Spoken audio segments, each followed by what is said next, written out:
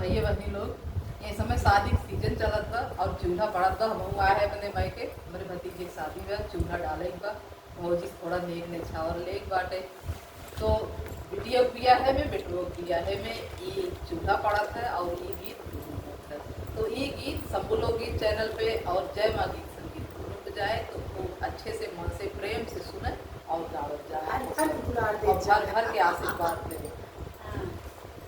अरे गंगा जमुना के हरियर मटिया रे हरियर मटिया रे चली है सुहागिन माटी काढ़ई रे ललनवा रे चली है सुहागिन माटी काढ़ई रे ललनवा।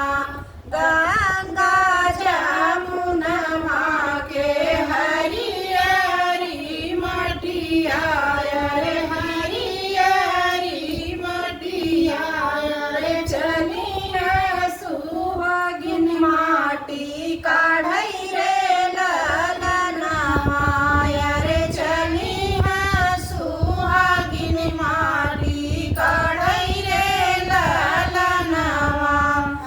मटिया लियाई ननदी धरली दुआरवा रे धरली दुआरवा रे मटिया से उठला सगुन रे ललनवा रे मटिया से उठला सगुन रे ललनवा।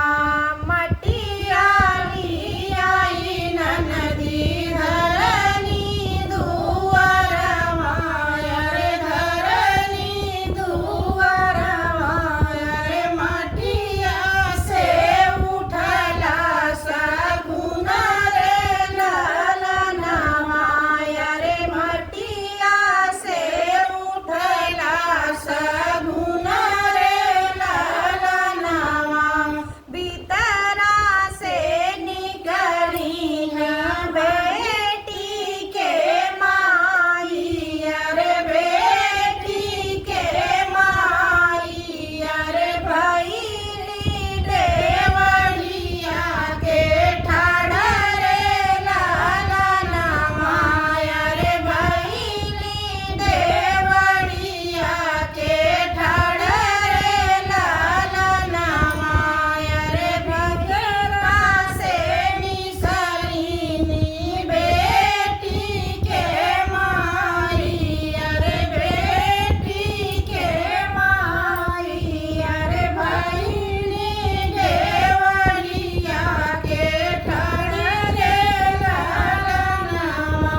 लइयावा मोरे भौजी सुपा भरिया खत सुपा भरिया खत सकुने के डालब चूल्ही रे ललनवा रे सकुने के डालब चूल्ही रे ललनवा। रे लइयावा मोरी भौजी सुपा भरिया खत सुपा भरिया खत सकुने के डालबई चूल्हा रे ललनवा रे सकुने के डालबई